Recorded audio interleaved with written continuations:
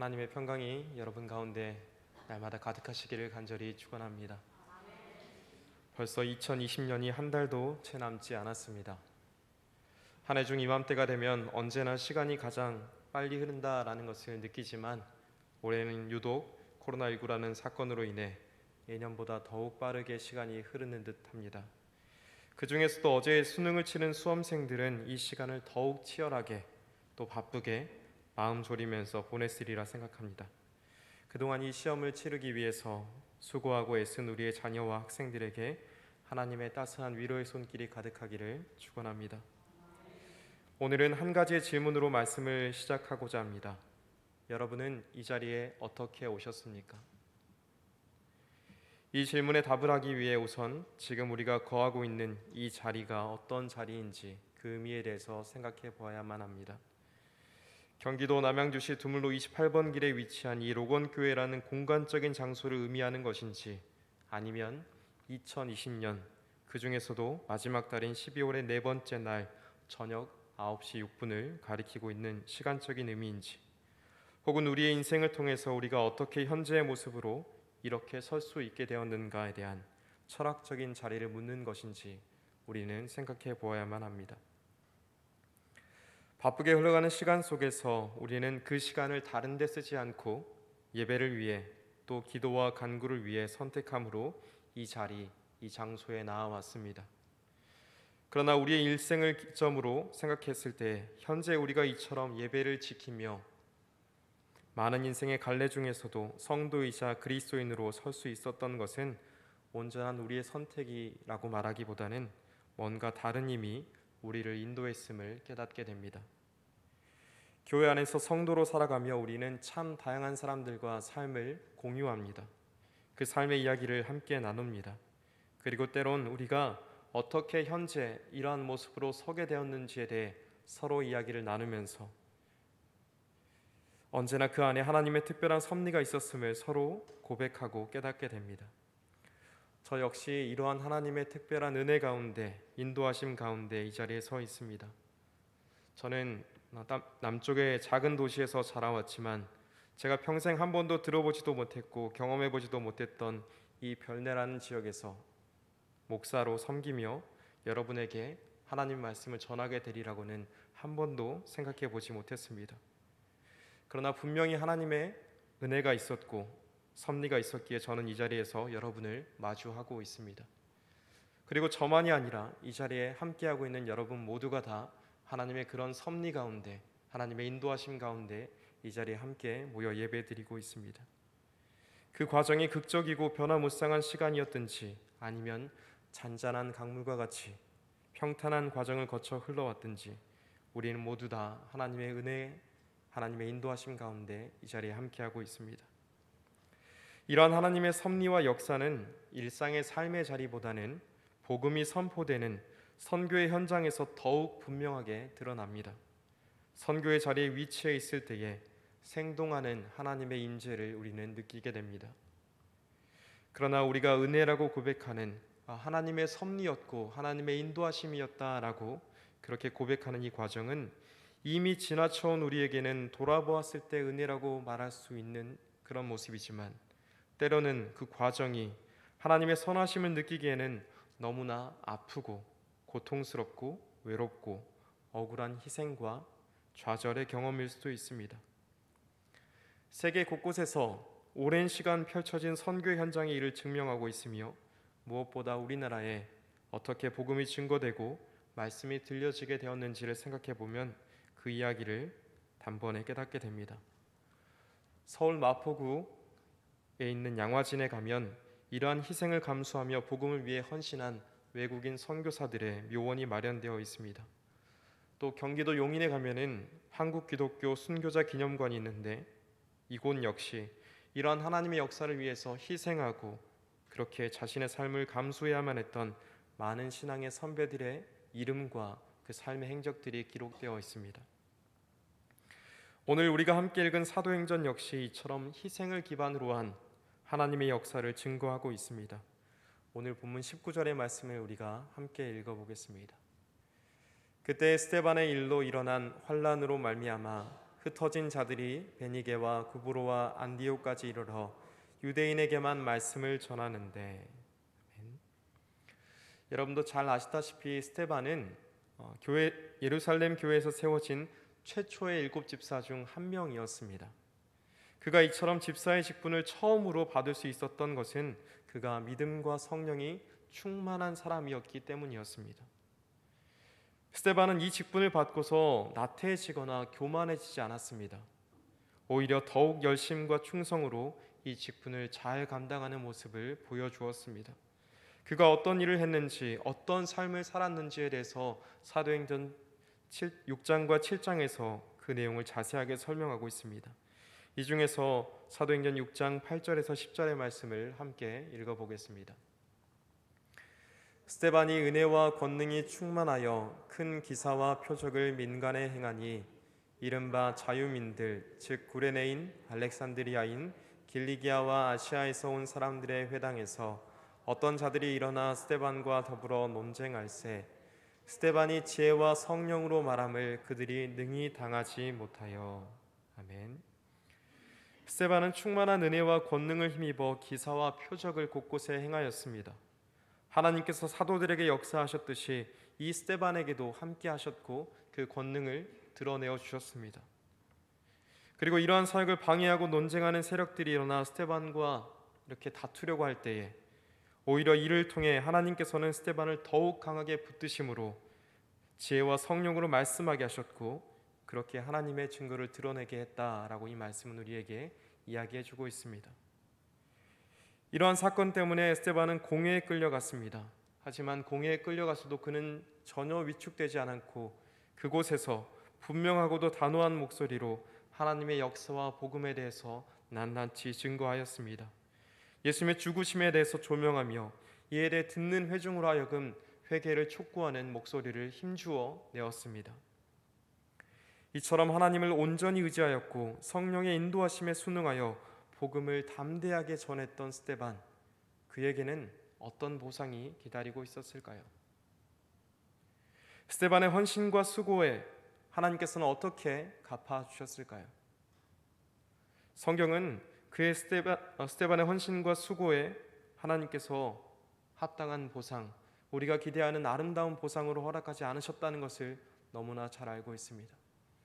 그에게 되돌아오는 것은 성 밖으로 끌려나가 사람들이 던진 돌에 맞아 죽는 비참한 죽음이었습니다.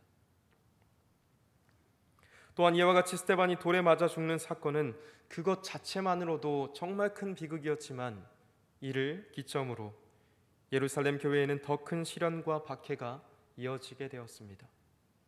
사도행전 8장 1절에서 이 모습을 잘 말씀하고 있습니다. 그날에 예루살렘에 있는 교회에 큰 박해가 있어 사도 외에는 다 유대와 사마리아 모든 땅으로 흩어지니라 라고 이렇게 기록하고 있습니다. 스데반의 사건을 기점으로 예루살렘에 있는 교회에 대한 유대인들, 특히 당시 종교 지도자들과 권력을 쥐고 있던 세력으로부터의 박해가 가해졌습니다.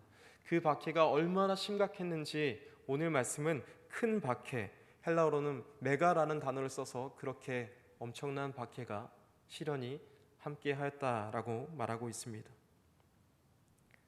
그리고 이러한 박해로 인해서 견디기 힘들어진 예루살렘의 교인들은 유대와 사마리아 모든 땅으로, 또 오늘 말씀 19절에 따르면 베니게와 구브로와 안디옥까지 흩어지게 되었습니다. 하나님께서는 왜 충성하였던, 하나님께서 기뻐하시는 사역을 위해서 헌신하였던 스데반과 예루살렘 교인들에게 이와 같은 박해를 허락하셨을까요? 아마도 이 당시 박해를 피해서 어쩔 수 없이 예루살렘을 떠나야만 했던 예루살렘의 교인들은 이런 질문을, 이런 궁금증을, 이런 의문을 마음속에 품고 그렇게 떠났을 것입니다.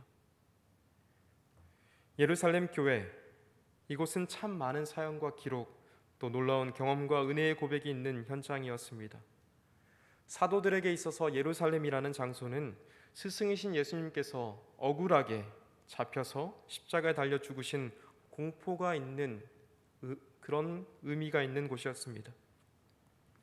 그러나 이들에게 예수님께서는 하늘로 올라가시기 전 예루살렘을 떠나지 말라고, 이곳에 머물러 하나님께서 보내실 그 약속하신 것을 받기까지 기다리라고 말씀하셨습니다. 그리고 예루살렘에서 두려움을 무릅쓰고 명령을 따라 그들은 인내하고 그렇게 기다렸습니다. 이들의 인내에 하나님께서는 오순절에 성령이 불의 혀처럼 강림하는 놀라운 역사를 허락하셨고 성령의 충만함을 따라 방언과 각종 기적을 베풀기도 했습니다.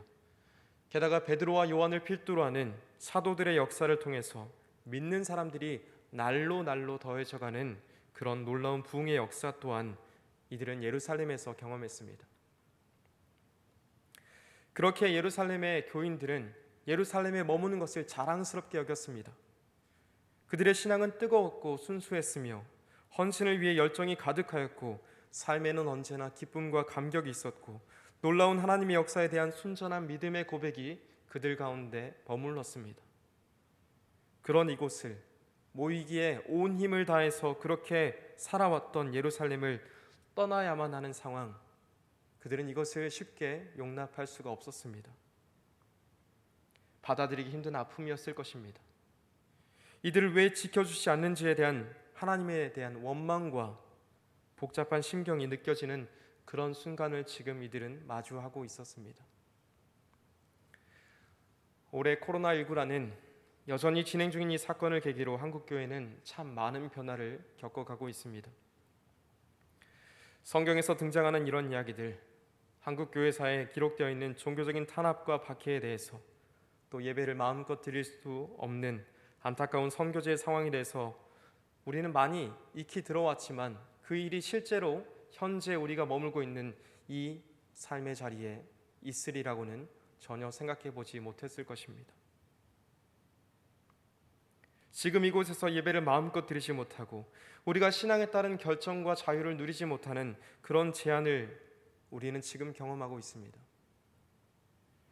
예배를 목숨처럼 여기는 교회에 있어서, 아니 예배를 위해서 지어진 이 공동체가 그 예배의 목적을 다 달성하지 못하고 예배를 드리지 말라고 하고 사회적인 거리를 지키기 위해서 거리를 서로 두라고 하고 서로의 기쁨과 슬픔을 즐거워하거나 위로할 수 없는 그런 상황은 우리 모두 다 처음 겪어보는 어려움이고 우리의 마음을 무겁게 하는 아픔이었습니다.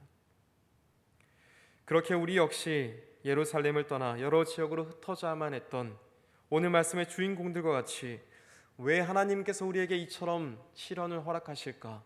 왜 하나님께서 우리 가운데 하나님을 기뻐하게 하는, 하나님을 기쁘시게 하는 예배를 드리는 것을 막으시고 제한하실까라는 궁금증과 의문이 마음 한켠에 남아 있습니다. 그러나 오늘 말씀을 보면은 왜라고 궁금증을 품고 있는 저와 여러분에게, 또 이 당시에 예루살렘의 교인들에게 하나님께서는 어떤 계획과 섭리로 이들을 이렇게 이끄셨는지에 대해서 알 수 있는 근거들이 소개되고 있습니다. 본문 19절부터 21절까지 함께 읽어보겠습니다. 그때 스데반의 일로 일어난 환란으로 말미암아 흩어진 자들이 베니게와 구브로와 안디옥까지 이르러 유대인에게만 말씀을 전하는데, 그 중에 구브로와 구레네 몇 사람이 안디옥에 이르러 헬라인에게도 말하여 주 예수를 전파하니 주의 손이 그들과 함께 하심에 수많은 사람들이 믿고 주께 돌아오더라. 아멘. 예루살렘을 떠나 시리에 빠져 있던 이들은 놀랍게도 흩어진 그 자리에서, 그곳에서도 말씀을 전하기에 힘썼습니다. 베니게와 구브로와 안디옥까지 이르러 이들은 예루살렘에서 받았던 소명을 그대로 감당하기를 원했습니다. 예수님의 제자로서의 삶을 포기하지 않았습니다. 다만 이들은 동족인 유대인들을 회심시키고 다시 그들이 하나님의 백성이 되도록 하는 그런 분명한 목적을 갖고 유대인들에게만 말씀을 전했다라고 성경은 말하고 있습니다. 그런데 이들의 계획과 의도와 달리 그 중에 있던 구브로와 구레네 몇 사람이 안디옥에서 헬라인에게도 하나님의 말씀, 복음을 전하여 주었습니다. 예수님이 어떤 분이신지 그들이 증거했습니다. 그리고 이들의 선택 위에 하나님의 손이 그들과 함께 하셨고 수많은 사람들이 믿고 주께 돌아오는 부흥의 새로운 기점을 맞이하게 되었습니다. 여기에서 헬라인에게 복음이 들려진 것은 원래 예루살렘 교인들이 계획했던 일과는, 그들이 예상했던 일과는 전혀 다른 것이었습니다. 어쩌면 실수라고 생각될 수 있는 그런 일이었습니다. 그러나 말씀은 이 과정에 하나님의 손이 함께 하셨다라고 말합니다.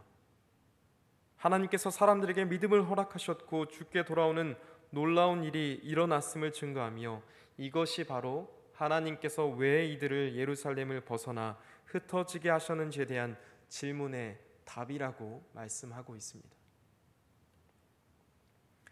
이러한 하나님의 섭리와 역사를 확인하기 위해 소문을 들은 예루살렘 교회 사도들은 대표로 바나바를 안디옥으로 파송했습니다.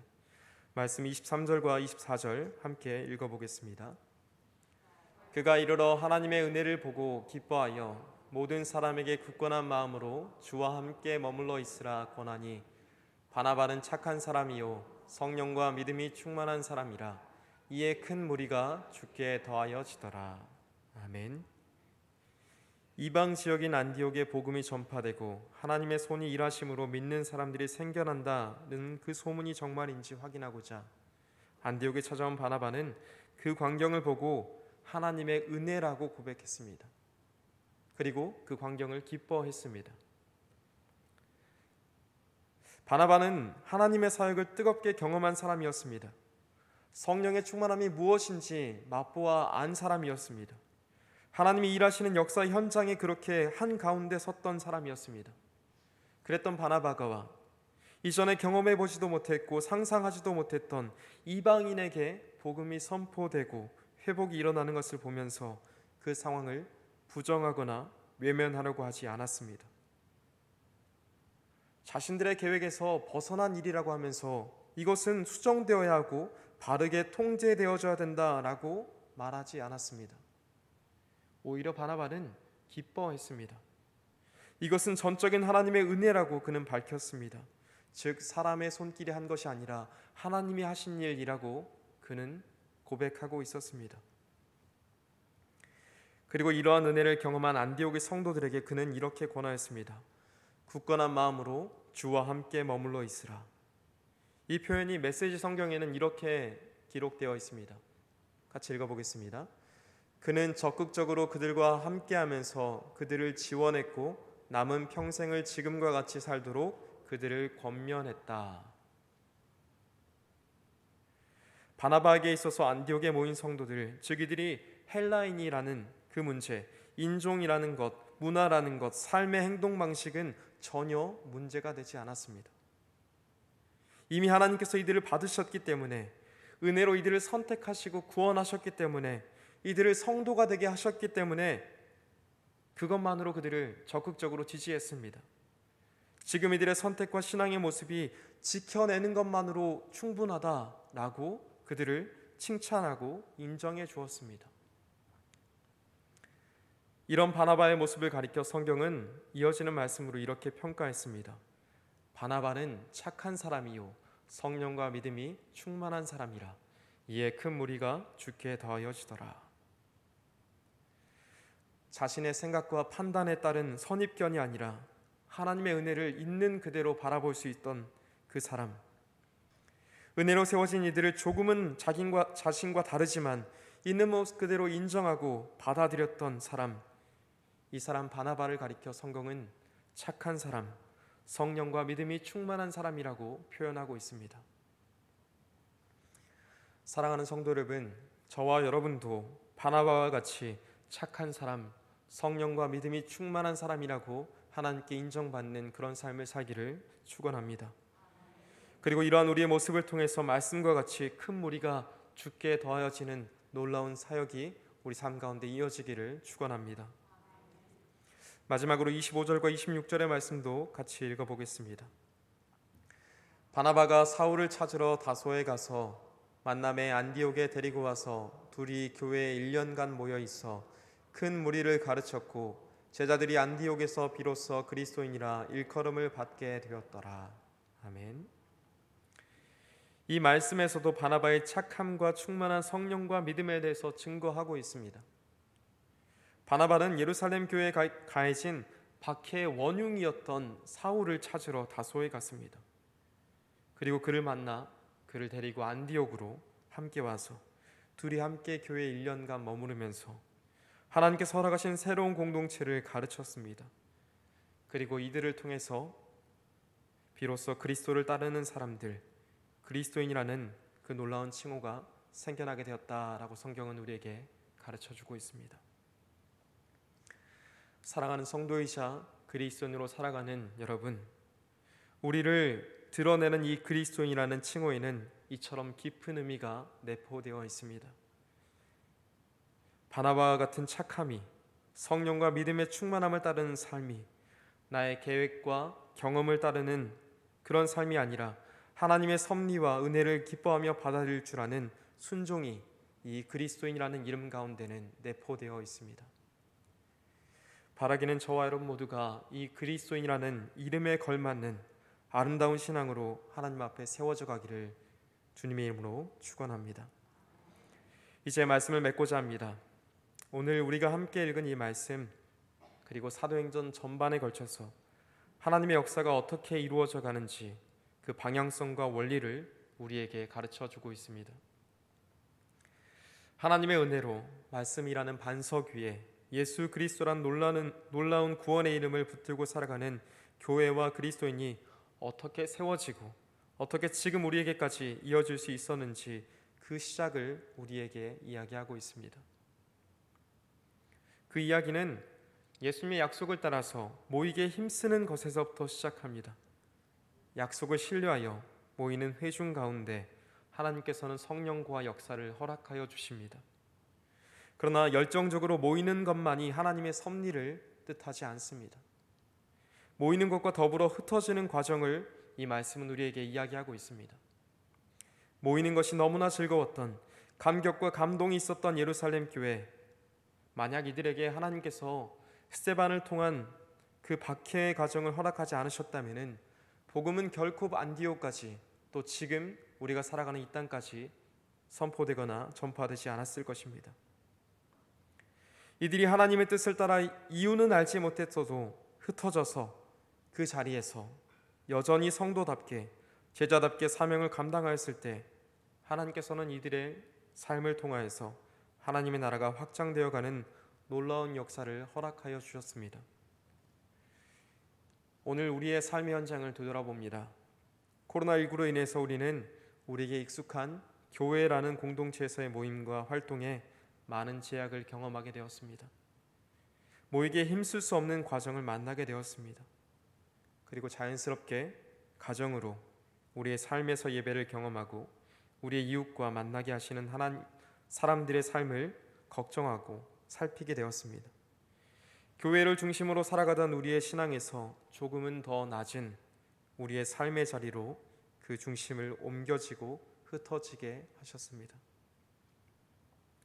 이 자리에서 우리에게 주어진 하나님의 뜻이 무엇일까? 또 우리가 끝까지 붙들고 살아가며 누군가에게 권면해 주어야 할 우리의 이야기는 무엇일까 생각해 봅니다. 이 질문에 대해서 바나바는 우리에게 이렇게 말했습니다. 주와 함께 머물러 있으라 라고 말입니다. 예배를 사모하여 이 자리에 나오신 여러분, 이 자리가 주와 함께 거하는 자리입니다. 또 우리의 삶이 있는 가정과 직장과 터전이 주와 함께 살아가야 할 우리의 자리입니다. 우리에게 중요한 것은 환경이 이야기하는 공간적이고 시간적인 장소가 아니라 하나님께서 함께 하시는 곳, 그렇게 우리가 믿고 고백하는 곳에서의 삶인 줄 믿습니다. 모이기에 힘쓰며 또 흩어진 자리에서조차 그리스도인답게 살아가는 저와 여러분 되기를 주님의 이름으로 간절히 축원합니다. 이 시간 주신 말씀을 기억하며 주를 위한 이곳에 라는 찬양으로 함께 나아가시겠습니다.